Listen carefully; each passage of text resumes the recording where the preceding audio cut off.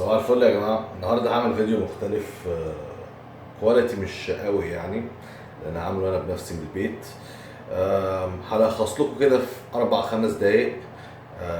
بصحى ببتدي يومي ازاي، وأنا بجهز البطولات، عشان أحرق الدهون أسرع في آخر شهر عادة للبطولة.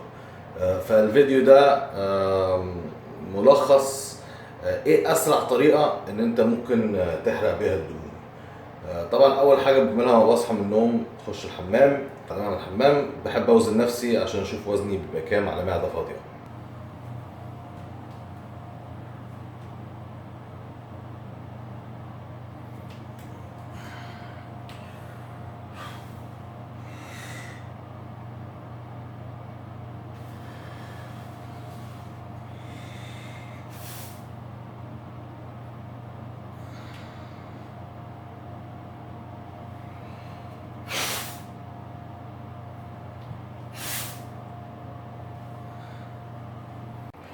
وزني 202. بعد ما بوزن نفسي طبعا بننزل تحت المطبخ، وبعدين بنسلم على موجلي واقول لك هنعمل ايه بعد كده.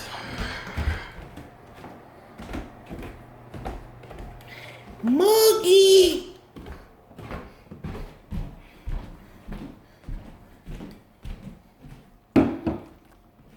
Mr. Muggles.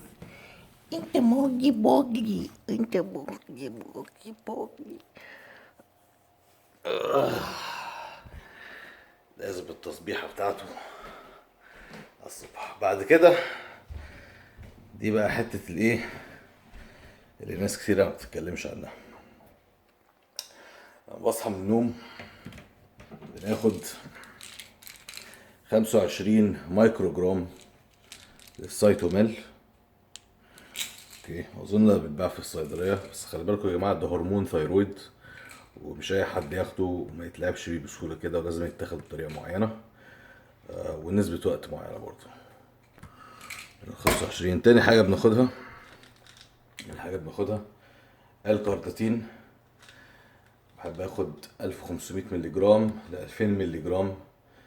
الكارنتين شغلته على معده فاضيه ان هو بيستخدم الدهن اللي في جسمك كطاقه. فانا مش واكل وما فيش اي كربوهيدرات في جسمي، فطبعا لما باخد الكارنتين بيساعد على حرق الدهون، لانه بيستخدم الدهون اللي عندي في جسمي ان هو يدي جسمي الطاقة اللي محتاجها عشان يعمل اللي عاوز يعمله. ودلوقتي بعد ما ناخد الكارنتين والثيرويد وباخد كمان الجروث هرمون، باخد 4 يونت الصبح على معدة فاضية. بعد كده بنعمل كارديو نص ساعة على معدة فاضية. الجروث هرمون اللي بستخدمه نورديتروبين، اللي هي الأقلام بتتجاب من دنمارك. ده من أغلى أنواع الجروث هرمون وأفضل أنواع طبعا. وأنا بقول لكم أنا باخد 4 إلى 5 يونت الصبح. الجروث هرمون أحسن مكان تاخده بيبقى في الجلد، أو في مكان فيه دهن عاوز تحرقه أكتر.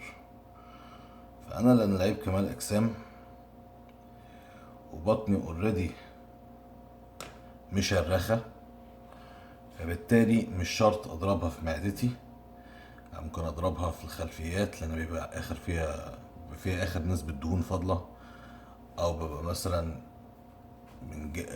من الجوانب بتاعتي لان برضو بيبقى فيها نسبة دهون. احنا كده جاهزين. دلوقتي هننزل البيزمنت تحت. عندي مكنة عجلة كارديو، ونعمل كارديو نص ساعة الى 40 دقيقة، وبعدها نلعب شوية بطن. هوريكم تمارين البطن هنلعبها ايه. ادينا في البيزمنت. دي الدرامز حبيبتي، من اكتر حاجات بتسليني بصراحة في الدنيا دي كلها. بعشق يا اخي الدرامز. هننزل هنا على مكنة الكارديو. حاجة صغيرة انا جايبها كده للبيت. طبعا بلعب نص ساعة مثلا، بتفرج شوية تلفزيون معاها. الوقت بيعدي بسرعة، بخش على الفيسبوك، وهي دي الفترة اللي بتبقى لما بقرا المسجات بتاعتي وبشوف الكومنتات اللي انتوا كاتبينها. فكومنت في الفيديو وشيروا ولايكوا واعملوا سبسكرايب. هو اي نعم فيديو بسيط وصغير ومش معمول بطريقة بروفيشنال، بس انا قلت ايه، اساعدكم على قد ما اقدر في موضوع كبير ان الناس كلها عايزة تحرق دهون فعلا يعني. وشباب كتيرة بيحاولوا يسألوا ازاي بنوصل لدرجة الدهون القليلة جدا. دي احسن وافضل واسرع طريقة ان انت بتخس بيها دهون. طبعا انت تستخدم جروث هرمون، وهرمون الثيرويد ده لازم تبقى تحت رعاية واحد فاهم هو بيعمل ايه. وما ينفعش تعملها لوحدك لو انت مش فاهم انت بتعمل ايه. ما ينفعش تختار الجرعات بمزاجك يعني. لازم حد بيشرف عليك ويكون فاهم هو بيعمل ايه، ويكون عنده خبرة في البطولات. ومش شرط كمان يكون عنده خبرة في البطولة على فكرة. مش عشان واحد خد بطولات كتيرة معناها ان هو فاهم كويس، لان في لعيبة كمال اجسام في مصر كتير بكل احترامي يعني بيضربوا كمية هرمونات مش طبيعية وبيبقى شكلهم حلو على المسرح وخلاص، لكن هم مش فاهمين الفن في ازاي ان انت توصل الشكل ده على المسرح وتبقى بطل، بس تخلي صحتك دي اهم حاجة. ودي انا بالنسبة لي انا من اكتر حاجات مميزة فيا انا، ان انا قريت كتير جدا جدا جدا، ومعايا فريق كويس بيساعدني على تحقيق اللي انا عاوز احققه، وانا محافظ على صحتي طبعا بتحاليل دم. من الحاجات البسيطة برضو ستريس بيبقى قليل. ما ينفعش تبقى مثلا في علاقة تخليك ستريس وتتعبك. ما ينفعش تبقى مثلا محيط ما بين ناس او مجتمع بيسترس او بيضغط عليك، لان كل الحاجات دي بتأثر عليك نفسيا. واكتر حاجة بتموت على فكرة هي الستريس. طبعا ستريس مع هرمونات انت كده دخلت في مصيبة يعني. فتعالى نعمل نص ساعة الكارديو بتاعنا، وبعد كده هنوريكم تمرين البطن اللي بعملها. اوف. طيب دخلنا في الربع ساعة، و السرعة اللي انت بتعمل بيها الكارديو مش لازم تبقى سريعة قوي، مش لازم تبقى برضو بطيئة، حاجة في النص. بس هي تقيلة شوية، انا متقلها قصد عشان برضو اشغل عضلة الرجلين. وبنعمل كده نص ساعة الى 40 دقيقة. اوكي يا جماعة، احنا دلوقتي خلصنا الكارديو، عملنا 40 دقيقة. ودلوقتي هنعمل تمرين 3 4 دقايق شوية بطن، نكون خلصنا فقرة اليوم اللي هي حرق الدهون بأسرع طريقة ممكن على معدة فاضية.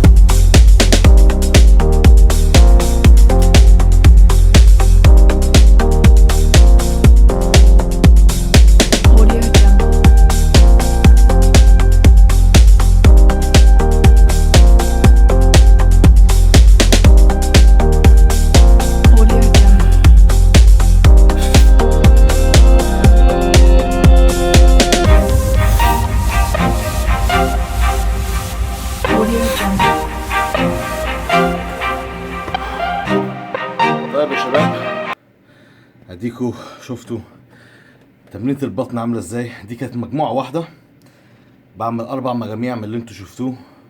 رجلك مرفوعة شوية، شوية كرانشز 30 25 الى 30 عدة في 4 وخلاص. وده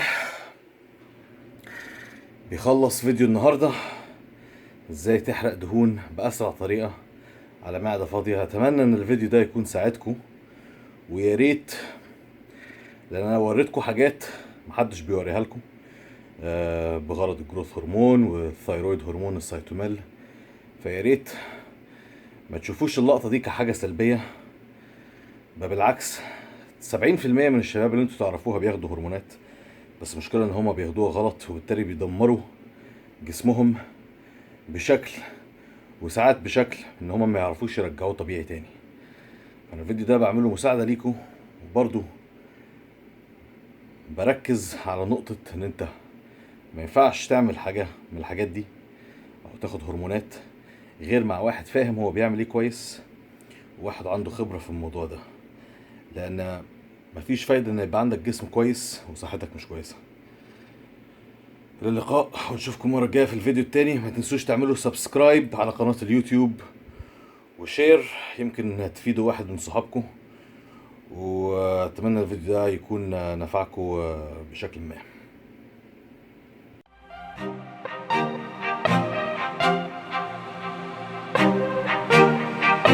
Audio Jungle.